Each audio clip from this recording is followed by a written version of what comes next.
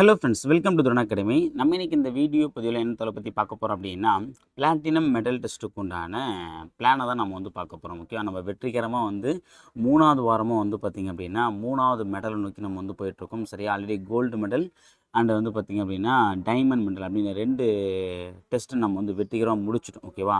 So நிறைய பேர் பார்த்திங்க அப்படின்னா அந்த டைமண்ட் மெடல் டெஸ்ட் எழுதிட்டு மார்க்கை என்ட்ரி பண்ணிட்டுருக்கீங்க. இன்றைக்கி ஈவினிங் பார்த்தீங்கன்னா அதுக்குண்டான ரேங்க் ரிப்போர்ட் லிஸ்ட்டை நான் கொடுத்துட்றேன். ஸோ டெஸ்ட் எழுதுறவங்க இன்றைக்குள்ளே எழுதி பார்த்தா ரேங்க் மார்க் பார்த்தா அப்லோட் பண்ணிடுங்க. ஓகேவா? அதுக்குண்டான கொஷின் பேப்பர் நான் ஆல்ரெடி நம்ம குரூப்பில் நம்ம டெலிகிராம் சேனல் குரூப்பில் போட்டிருக்கேன். அந்த லிங்க்கையும் நான் டிஸ்கிரிப்ஷன் கொடுக்குறேன். ஓகேவா? ஸோ நம்ம பார்த்தீங்கன்னா இப்போ 3வது வாரமாக வெற்றிகரமாக பிளாட்டினத்தை நோக்கி கோல்டு முடிச்சு டைமண்டை முடிச்சு இப்போ நம்ம பிளாட்டினத்தை நோக்கி போயிட்டுருக்கோம்.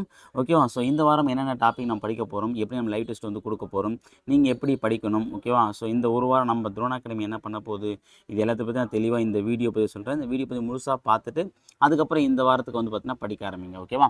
ஸோ ஃபஸ்ட்டு பார்த்தீங்கன்னா தமிழ் எடுத்துக்கும் போது நம்ம ஆல்ரெடி 6th 7th கம்ப்ளீட் பண்ணிட்டோம். இப்போ 7th book. Okay, so 7th book ஃபுல்லாக சிலபஸில் கவர் ஆகக்கூடிய டாப்பிக்கை மட்டும் நம்ம ஃபோக்கஸ் பண்ணி படிக்க போகிறோம். ஓகேங்களா? என்னை பொறுத்த வரைக்கும் சிலபஸ் டாபிக் நம்ம பார்த்திங்க அப்படின்னா என்ன சிலபஸ்ன்னு நம்ம கொடுத்துட்டாங்க. ஆனால் கொஷின் எப்படி வரும், ஃப்ரேமாக வரும்ன்றது நமக்கு தெரியாது. சரியா? ஸோ அப்போ அப்படின்னும் போது 8th புக்கு ஃபுல்லாக படிக்கிறது என்னை பொறுத்த வரைக்கும் கரெக்டான விஷயந்தான். ஓகேவா? ஏன்னா இது முக்கியம் அது முக்கியம் அப்படின்னு யோசிக்கிறத விட வேலை முக்கியம் அப்படின்னா நமக்கு அது வரைக்கும் பார்த்தீங்கன்னா எல்லா சிலபஸும் படித்து கவர் பண்ணுறது ரொம்ப முக்கியம். ஓகேவா? அதனால் 8வது ஃபுல்லாகவே படிங்க. ஓகேவா? இது முக்கியம்னு சொல்லிட்டு எதையுமே படிக்காமல் விட்டுறாதீங்க, எல்லாத்தையுமே படிங்க. சிலபஸில் கவர் ஆகக்கூடிய டாப்பிக்கும் மொழித்திறன் பயிற்சியும் இயல் இலக்கணமும் திருக்குறளும் நல்லா படிங்க. அவ்வளோதான். மற்றெல்லாம் படிங்க, மீதியெல்லாம் நல்லா படிங்க. ஓகேவா? எதையுமே ஸ்கிப் பண்ணாமல் ஸ்கிப் பண்ணாதீங்க. ஓகே, ஸ்கிப் பண்ணாமல் படிங்க. ஓகேவா? ஏன்னா நம்ம ஒரு 100 நாள் படிக்க போகிறோமோ, அவ்வளோதான். சரியா? ஸோ அப்போ 8ஆம் வகுப்பு முழுவதும் 8th புக்கில் மொத்தமாக ஒரு 9 இயல் இருக்குது. ஓகேவா?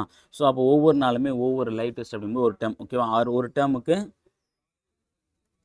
ஒரு லைவ் நம்ம வைக்கிறோம். ஓகேவா? ஸோ அப்போ அப்படின்னும் போது நாளைக்கு ஒரு லைவ் இருக்குது, அடுத்த நாள் ஒரு லைவ் இருக்குது, அதுக்கு அடுத்த நாள் ஒரு லைவ். அப்போ தொடர்ந்து 3 நாள் பார்த்தீங்கன்னா first term, second term, third term 3 live நம்ம 3 நாளில் முடிச்சிடும்.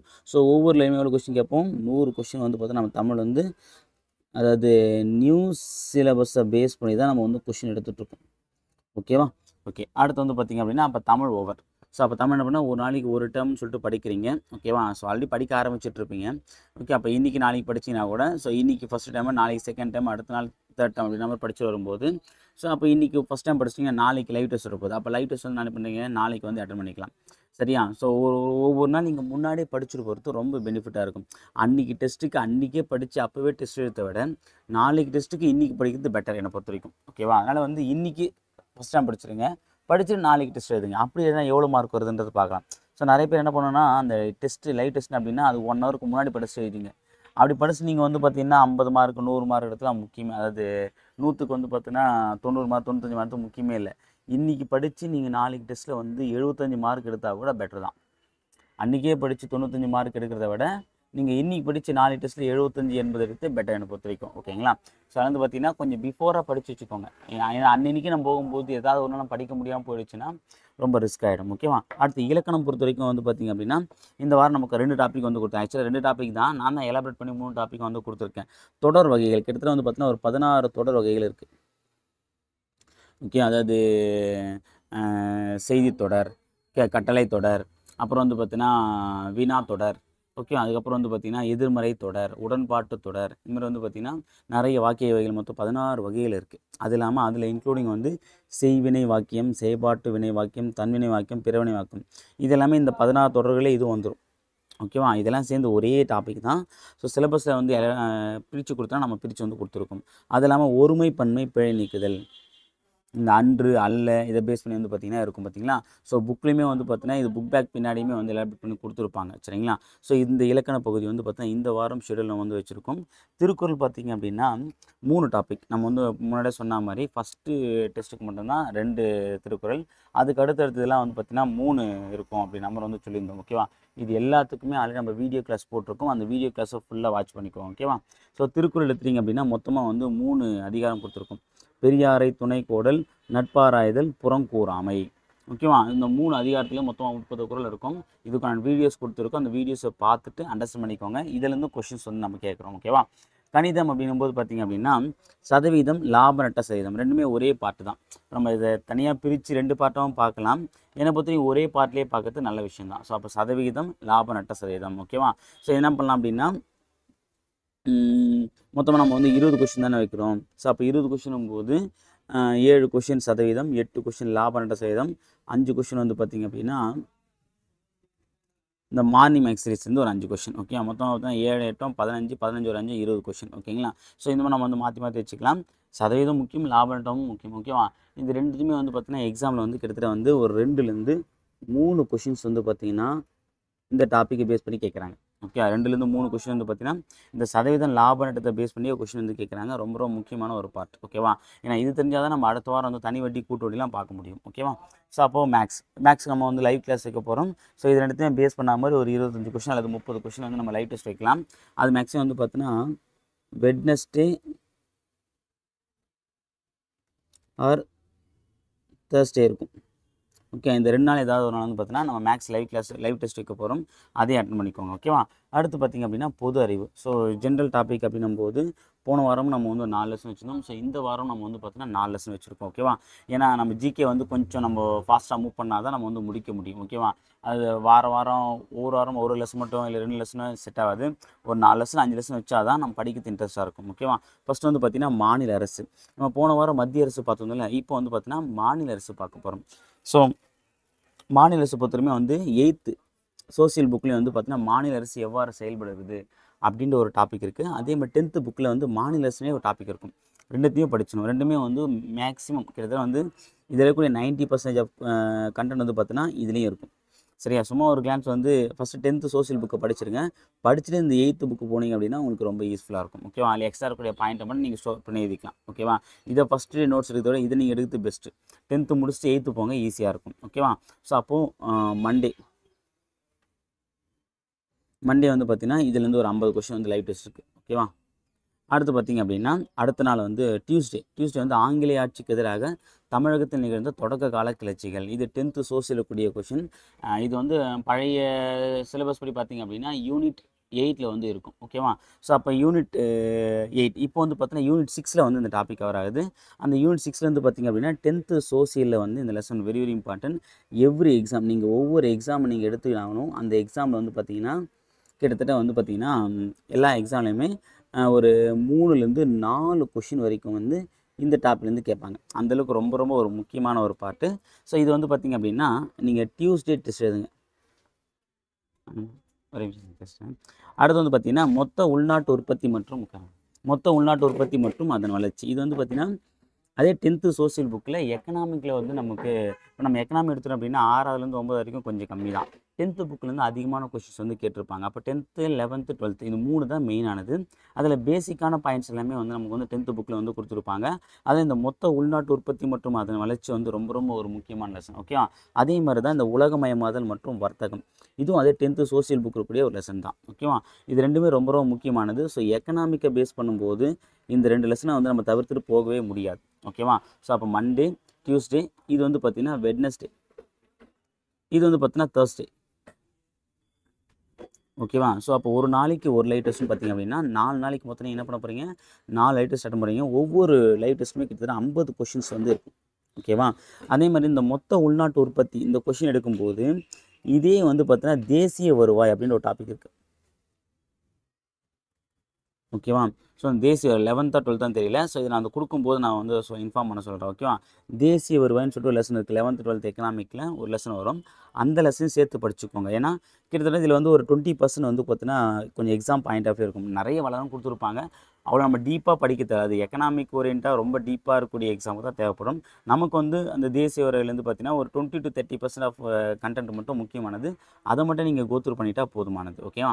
ஸோ மொத்த உள்நாட்டு உற்பத்தி மற்றும் அதை வளர்ச்சி படிக்கும்போது இந்த தேசிய வருவாயிலையும் ஒரு கிளான்ஸ் வந்து பார்த்துக்கோங்க. ஏன்னா இதில் இருக்கக்கூடிய பாயிண்ட்ஸும் அதிலே இருக்கும். கொஞ்சம் வந்து எலாபரேட் பண்ணி கொடுத்துருப்பாங்க.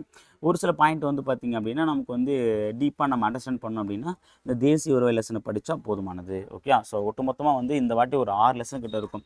அதில் மெயினாக வந்து 4 லெசன் தான். 2 லெசன் எக்ஸ்ட்ரா கொடுக்குது. இந்த தேசிய வருவாயும் இந்த 8th சோசியல் இருக்கக்கூடிய மாநில அரசு எவ்வாறு செயல்படுது அப்படின்ற லெசன். ஓகேவா? இதையும் சேர்த்து படிச்சுக்கோங்க. 4 நாளைக்கு 4 லைவ் டெஸ்ட் இருக்குது. தமிழ் மட்டும் 3 லைவ் டெஸ்ட் வரும். மேக்ஸ் வந்து நம்ம வியாழக்கிழமை காலைல வச்சுக்கலாம். ஓகேவா? அடுத்து வந்து ஸ்ட்ராட்டஜிக்கை பொறுத்த வரைக்கும் வந்து பார்த்தீங்கன்னா இது வரைக்கும் நம்ம ஒரு 4 டாபிக் முடிச்சிருக்கோம்.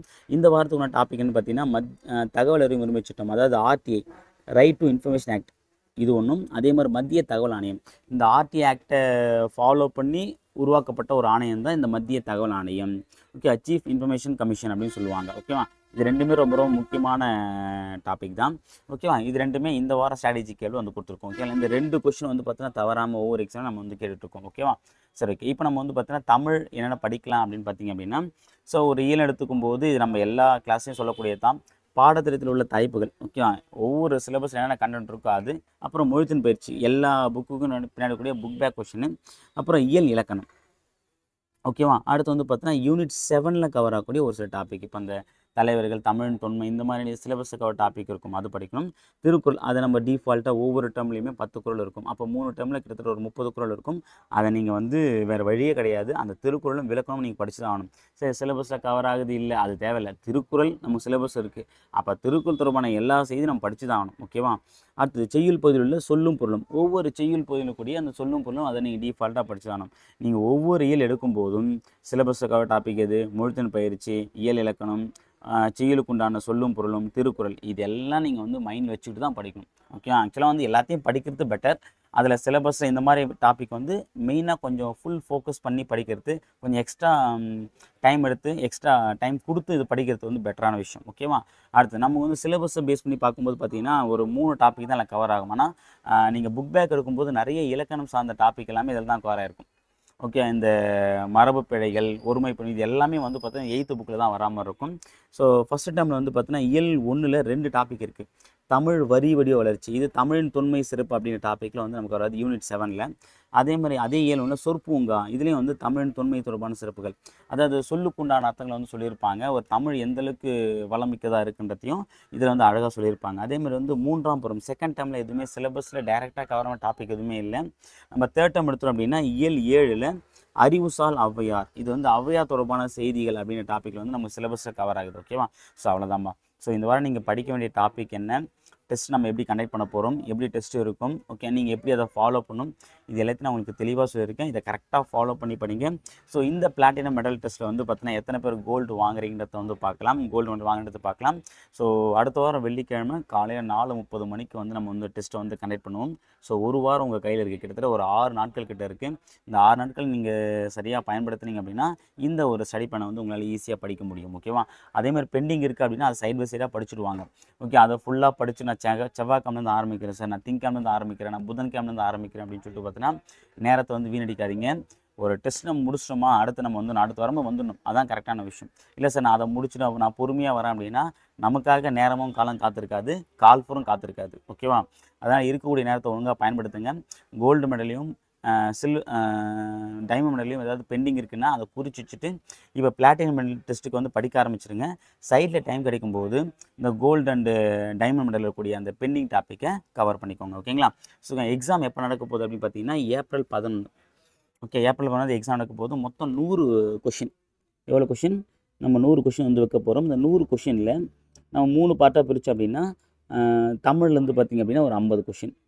ஓகே, மேக்ஸ் 20 கொஷின், ஜிகே வந்து ஒரு 30 கொஷின். இதான் நம்ம பேட்டர்ன். ஸோ இந்த பேட்டர்னை ஃபாலோ பண்ணி டெஸ்ட் அட்டன் பண்ண போகிறீங்க. ஸோ ஃபுல் சிலபஸ் நம்ம கவர் பண்ணுற ஒரு கேட்டகரி தான். எல்லாத்தையும் நம்ம பார்ஷியலாக வந்து பிரித்து கொடுத்துருக்கோம். இதுக்கு டைம் வந்து பார்த்தீங்கன்னா 1.5 hours, 1 hour 30 minutes. அதான் நம்ம காலைல ஒரு 4:30 to 6 o'clock வந்து நம்ம டெஸ்ட்டை வந்து அட்டன் பண்ண சொல்கிறோம். அன்றைக்கி ஃபுல்லாக நீங்கள் அட்டன் பண்ணலாம், ஒன்றும் பிரச்சனை இல்லை.